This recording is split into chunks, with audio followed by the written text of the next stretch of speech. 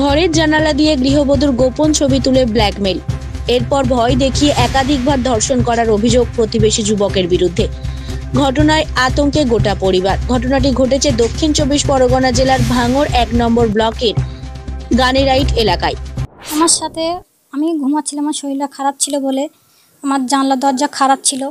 জানলা দরজাতে আমাকে ভিডিও করে নিয়ে গিয়ে আমাকে ব্ল্যাকমেল করার হুমকি দিয়েছিল, ভয় দেখাতো খারাপ ধরনের কাজ করার জন্য।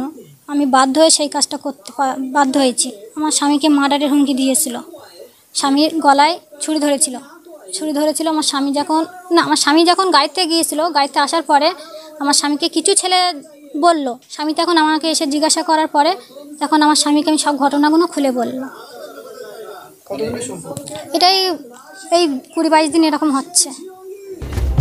এই কথা কাউকে বললে তাদেরকে খুন করে ফেলবে, এমনটাই অভিযোগ করলেন ওই গৃহবধূ তার পরিবার। কাজে বেরিয়ে যায় স্যার, কলকাতায় কাজে যাই, তো এসে শুনি আমার ভাবি বলে আমারে আর 2-1 বাইরের লোক বলেছে, বলে এরম ঘটনা আছে, তোমরা জানো না? তো আমি বলে আমি তো সকালবেলা চলে যাই কাজে, রাত্রির 8টার সময় বাড়ি ঢুকি। এসে বলেছে এরম ঘটনা হয়েছে তোমার ভাইপো বোর সঙ্গে, তুমি জানো না এসব? আমি বলে আমি বাড়ি থাকলে স্যার তবে তো জানবো আমি এসব, আমি তো সকালবেলা বেরিয়ে যাই। এইসব শুনি, তারপরে শুনেছি দেখি আমার ভাইপো এতে আমির মোল্লা গলায় হেঁসো বস গেছে, রাত্রিরে ডেকে নিয়ে। কি শুনেছেন আপনি? কি ওই আমার ভাইপো বোর কি হয়েছে? রেপ করেছে। কে করেছে? ওই আমির মোল্লার ভাই। এ বিষয়ে থানায় অভিযোগ দায়ের করেন ওই গৃহবধূ।